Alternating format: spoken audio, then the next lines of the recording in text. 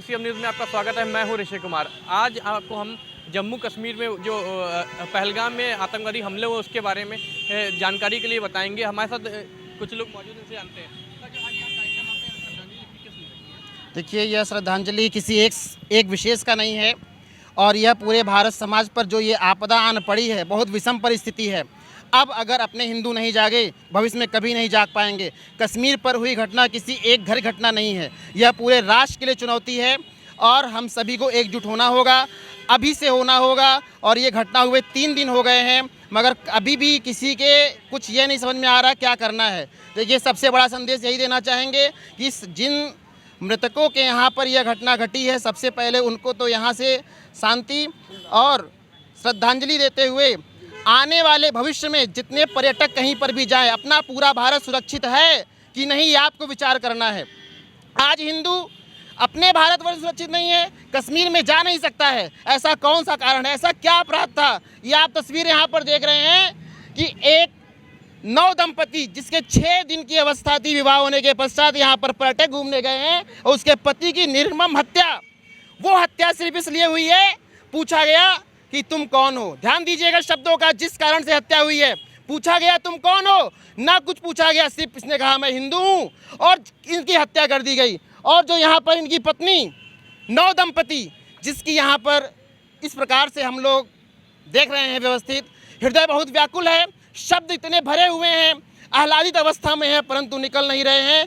बस इतना कहेंगे कि इस एक एक मृत्यु का, जितनी 27 से 28 मौतें हुई हैं, इस भारत को, इस वंदे भारत महामंच को श्री गुरुदेव जी केवल कृपा सेवा समिति आह्वान करती है माननीय श्री नरेंद्र मोदी जी का कि इसकी एक एक का बदला एड़ी चोटी का जो लगा के लेना होगा और भविष्य में दोबारा ये परिंदे पर ना मार पाए, ऐसी व्यवस्था करनी चाहिए। और ऐसी कठोर से कठोरतम व्यवस्था हो कि कोई परिंदा भारत में पर ना मार पाए और जितने गद्दार बैठे हुए हैं भारत में उसको नस्ताबूद कर दिया जाए।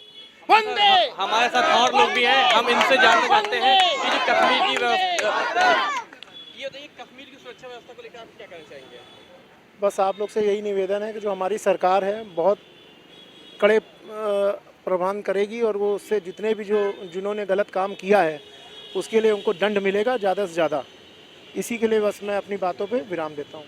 वंदे मातरम। कश्मीर में जो पहलगाम में आतंकी हमला हुआ है उसको लेकर हमारे साथ एक समाज सेवी भी हैं, श्रीनिवास जी, उनसे बात करते हैं कि इनका क्या कहना है कश्मीर। जो पहलगाम में घटना हुई है यह मानवता की दृष्टि से तो अत्यंत दुखद है, लेकिन यह हमारे लोगों के लिए एक संदेश भी है कि वास्तव में ये कौम, ये किसी भी रूप में इसके साथ भाईचारा नहीं निभाया जा सकता है। भाईचारा का नाम केवल देते हैं। इनके यहाँ एक अलतकिया का एक सिद्धांत है कि जहाँ पर आपकी आबादी कम हो वहाँ पर बहुमत हिंदू समाज के साथ प्रेम व्यवहार रखो, लेकिन ये काफिर हैं, इनको जान से मारो, इनका मौका लगे तो इनके घर में घुसपैठ करो, जो भी कर सकते हो करो, ये इनका सिद्धांत है। इसलिए मैं भारत सरकार से अनुरोध करना चाहता हूँ कि वास्तविक स्थिति और परिस्थिति को देखते हुए भारत में केवल इस मामले पर प्रतिकार ही नहीं बल्कि एक सख्त कानून भी बने। जिस तरीके से पाकिस्तान में हिंदू 2म दर्जे का नागरिक है, मुसलमानों का वोट का अधिकार भी छीन लेना चाहिए।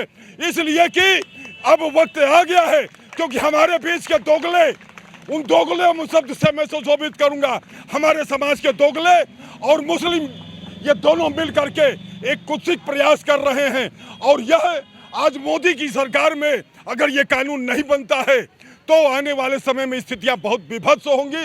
यह घटना हम सब के लिए एक चुनौती है। हम फिर से कहना चाहते हैं, लोकसभा विधानसभा में मुसलमानों को वोटिंग अधिकार छीना जाए, नगर पालिका, नगर निगम, नगर पंचायत में भले इनको वोट देने का और चुनाव लड़ने का अधिकार हो, क्योंकि ये नहीं होगा तो हम तो कहते हैं हम दो हमारे दो, लेकिन ये कहते हैं हम दो हमारे गिन लो। ये अपनी आबादी बढ़ा करके 2047 तक भारत को गजवाए हिंद के रूप में स्थापित करना चाहते हैं। इसलिए इन स्थितियों को देखते हुए सरकार जनसंख्या नियंत्रण कानून भी बनाए और फिलहाल सख्त कदम उठा करके इन लोगों के वोटिंग अधिकार भी छीन लिए जाने चाहिए। कश्मीर में आतंकी हमले के बाद सरकार ने सिंधु जल समझौते पर जो था उसको बंद कर दिया गया है। इससे अंत मैं सिर्फ सिंधु जल समझौता का ही नहीं कह रहा हूँ, मेरा निवेदन है भारत सरकार से, जो हमने मिसाइलें बनाई हैं, जो हमारे पास एयरक्राफ्ट हैं, वो कब के लिए हैं? हमें तुरंत हमला करना चाहिए। पीओके हमारा था, उसे हमें लेके रहना चाहिए। जब तक पाकिस्तान के ऊपर हम करारा प्रहार नहीं करेंगे तब तक वो नहीं सुधरने वाला है। उसने लगातार अपने लोगों को भेज करके, जहां हम शांति समझौते की बात करते रहे, उसने आतंकवादियों को भेजा है। लेकिन अब बहुत हो चुका। हमारे 26 भाई और जो बहनें थी उनके सिंदूर को उजाड़ करके पाकिस्तान ने जो हिमाकत की है, उसका बदला तभी होगा जब उसे हम निशाना कर दें और उस पर अटैक करें। मैं कहता हूं भारत से हिंदुस्तान करे पुकार, पीओके पे करो प्रहार, प्रहार करिए, उस पर हमला करिए। पानी ही नहीं रोकिए, उसका खाना पानी सब बंद कर दीजिए। हमारे पास इतने बम हैं, इतनी मिसाइलें हैं, इतने एयरक्राफ्ट हैं कि अगर हम चाहें तो कुछ घंटे लगेंगे, पाकिस्तान का दुनिया से नामो निशान मिट जाएगा। हमारे साथ कुछ लोग और भी मौजूद हैं, उनसे जानते हैं कि देश की रक्षा के लिए क्या कहेंगे। देखिए, ऐसा है कि हमारा तन समर्पित, मन समर्पित इस भारत देश पे जो कायराना हरकत पाकिस्तान ने किया है, उसका जो है हम जो है खंडन करते हैं और मोदी जी से कहते हैं कि सख्त से सख्त कार्रवाई की जाए। अभी तो उनका पानी रोका है, दाना पानी, सांस, हवा, सैटेलाइट सब उनकी रोक दीजिए। और जितने भी इन्होंने जो है हमारे ऊपर आक्रमण किए हैं, उनका बदला एक बार में ले लीजिए और पूरी दुनिया को दिखा दीजिए कि भारत किसी भी से भी जो है कम नहीं है, किसी से कम ना आके भारत है। संस्था के संरक्षक मौजूद है, संरक्षक भी जानते हैं।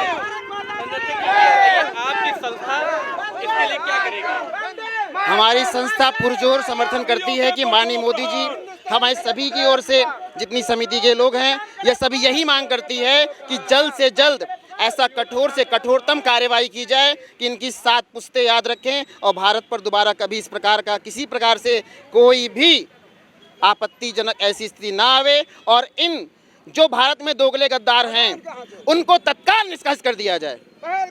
ये देखिए, हमारे साथ एक ऐसी संस्था थी जिसने पहलगाम में हुए आतंकी हमले को लेकर विरोध प्रदर्शन दिया और जिनको मौत हुई उनके परिजनों को श्रद्धांजलि अर्पित की है। कैमरामैन अरविंद कुमार के साथ ऋषि।